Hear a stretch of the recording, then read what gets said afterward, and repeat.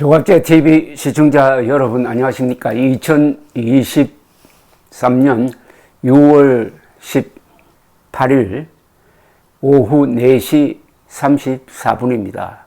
한 의사의 죽음이 큰 충격과 슬픔을 주고 있습니다.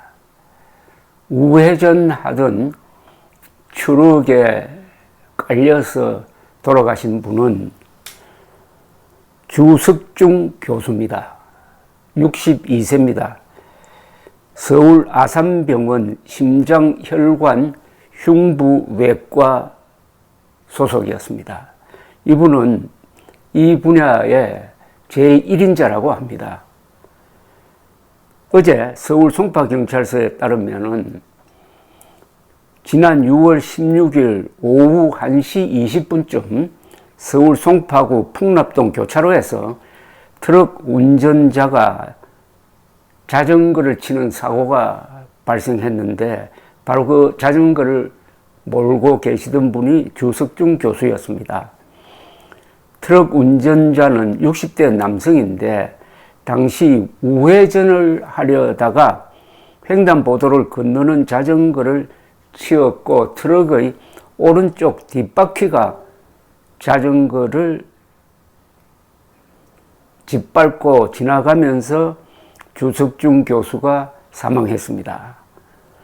주석중 교수는 의료진 사이에서는 대체가 불가능한 인재라는 평가를 받아오신 분인데 급한 수술을 많이 해가지고 병원에서 10분 거리의 자택에서 살고 있었다고 합니다. 노환규 전 대한의사협회 회장은 어제 페이스북에 글을 올렸는데 이렇게 썼습니다. 주석중 교수는 국내 대동맥 수술의 수준을 다른 차원으로 끌어올린 탁월하고 훌륭한 이라는 단어로 표현해낼 수도 없는 인재 중의 인재라면서 이런 인재는 대체가 불가능하다. 유능한 의사의 비극은 한 사람의 비극으로 끝나지 않는다. 하늘의 뜻이겠지만은 인간의 마음으로는 너무나 슬픈 일이라고 했습니다. 주석중 교수는 2020년 서울 아산병원에서 대동맥 질환 전담팀을 꾸려가지고 대동맥 박리를 치료해 온 결과 수술 성공률이 약 98%까지 달해가지고 아주 세계적 성공 사례로 발표가 되었다고 합니다. 대동맥 박리는 찢어진 대동맥이 파열될 우려로 초응급 수술이 필요하고 수술 그 자체도 아주 고난도라고 합니다. 주석중 교수에게서 치료를 받은 적이 있다는 환자들도 소셜미디어에 추모글을 올리고 있습니다. 한 분은 나를 살려주신 주치의 선생님이셨다면서 지난 8일에 뵌 것이 마지막일 줄은 몰랐다. 불안해하는 내게 수술 잘 해줄 테니 걱정 말라며 안심시켜 주시고 응원해 주시던 분이셨다. 덕분에 아직 저는 살아있다. 감사합니다. 명복을 빕니다라고 했고, 다른 분은 우리 아버지 수술해 주신 분이다. 많은 이들을 허망한 죽음에서 살려주시고 본인은 허망하게 가셨다. 고인의 죽음 앞에서 감사함을 떠올린다. 유가족들이 잘 이겨내시길 바란다고 했습니다. 허망하게 가신 건 아니겠죠. 많은 사람을 살리시고 가셨네요. 주석중 교수의 지인으로 추정되는 한 네티즌은 그냥 우직하고 착한 분이셨다. 그냥 밤낮 중환자 수술하고 일만 하다 가셨다고 썼습니다. 또 다른 분은 소식을 듣고 계속 울고 있다. 성품이 너무 착하고 좋아 별명이 주님이었다고 했습니다. 이외에도 네티즌들은 고귀하신 삶이었다. 너무나 안타깝고 정말 국가적 손실이라고 했습니다. 주석중 교수는 2015년 병원 소식지에 이런 거를 올렸습니다. 흉부외과 의사는 공휴일 구분 없이 항시 응급수술을 위해 대비를 하면서 생활할 수밖에 없다. 그만큼 정신적 스트레스가 높고 장시간의 수술로 육체적으로도 버거울 때가 있다. 그러나 수술 후 환자가 극적으로 회복될 때 가장 큰 보람과 성취감을 느끼고 힘들었던 일을 모두 잊는다고 했습니다. 주석준 교수의 빈소는 서울 아산병원 장례식장 20호입니다.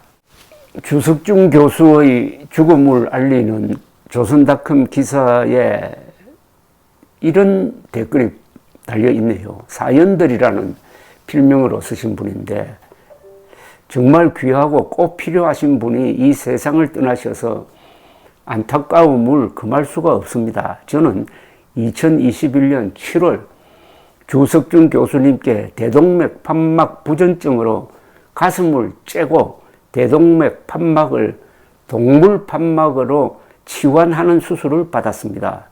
수술을 너무도 잘 해주셔서 지금까지 와파린도 먹지 않고 일상생활에 전혀 지장 없이 잘 지내고 있습니다. 주석준 교수님 아프지도 않고 평화롭고 아름다운 하늘 하나님 곁에서 편안히 계시기를 두 손 모아 기도합니다. 또 다른 분은 가브리엘이란 분이네요. 선생님, 이토록 의의 없게 세상 떠날 줄 모르고 젊음을 바쳐 그토록 열심히 사셨네요. 흉부외과의로 산다는 게 과연 어떤 삶인지 보통 사람들 절대 모를 겁니다. 부디 좋은 곳으로 가소서. 명복을 빕니다. 여울목이라는 분은 이런 사고를 막기 위해서 또는 피하기 위해서 좋은 조언을 해 주셨네요. 모든 덤프 트럭의 조수석 쪽 사이드 미러는 오른쪽 바로 밑의 사람과 사물을 확연하게 볼 수 있도록 바로 블록 거울을 장착하도록 의무화시켜야 한다. 덤프 트럭의 운전석 자체가 높아서 우회전할 때 사각지대가 너무 넓다. 저런 사고가 비일비재하다. 직접 사고를 목격한 적도 있는데 오른쪽 차선으로 변경하려는 덤프 트럭이 오른쪽 바로 아래의 세단을 보지도 못하고 무지막지하게 밀고 가더라. 그 후론 덤프 트럭의 오른쪽 옆으로 차를 몰고 가지를 않는다. 왼쪽은 오른쪽보다 운전자의 시야에 들어오는 범위가 넓어서 좀 낫다. 조심하셔야 되겠습니다. 트럭 오른쪽으로는 붙지 말자는 이야기입니다. 지금 우리나라 의사 수가 10만 명이 넘습니다. 사실 이분들 중에서 특히 외과에 종사하는 분들은 하루하루를 전투를 하고 있습니다.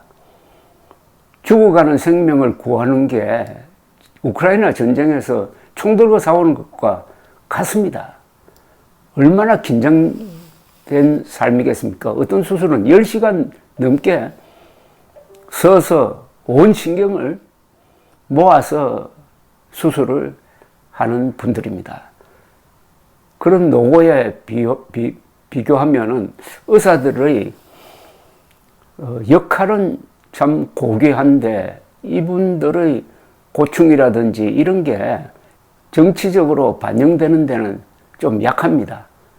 그러니까 의사들은 의사들을 대변해 줄 정치적 기능이 좀 약하다 이겁니다. 대한민국은 과거에 조선조 시절의 산업공상 체제가 아직도 그대로 남아 있어 가지고 뭐 사법시험 또는 기자시험 합격자가 권력을 잡고 좌지우지하다가 보니까 이 과학자, 기술자 이분들이 푸대접 받는 경우가 많습니다.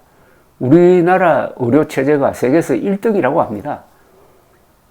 코로나 사태를 겪으면서 더욱더 절감했습니다. 그 가장 중요한 이유가 의사들의 높은 수준과 근무 태도, 성실한 자세입니다.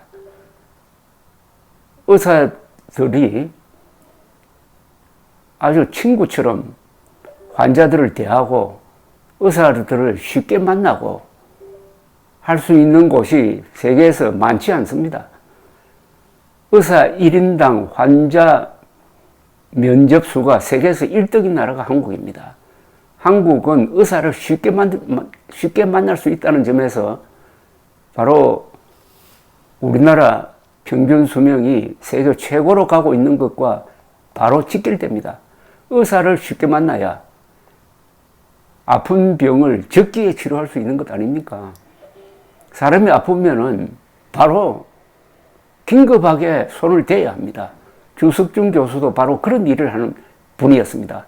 시간이 지체하면 안 됩니다. 그런데 우리나라 의사들은 만나기가 쉽습니다. 접근이 쉽다는 것이죠.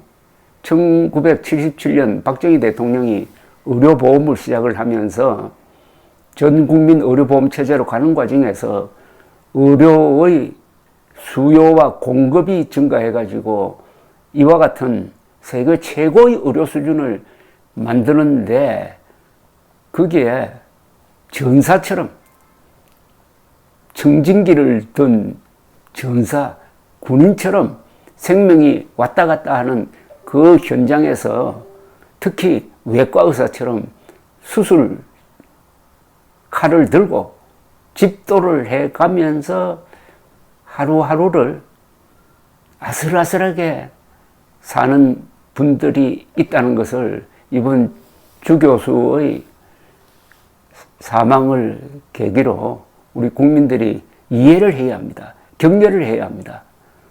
아무리 고된 일을 하더라도 알아주는 사람이 있으면 더 열심히 일합니다.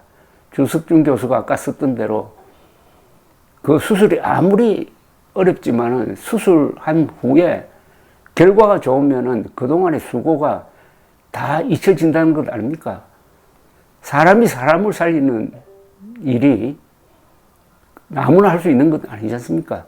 주석준 교수의 명복을 빌면서 한국의 모든 의사들에게 감사를 드립니다.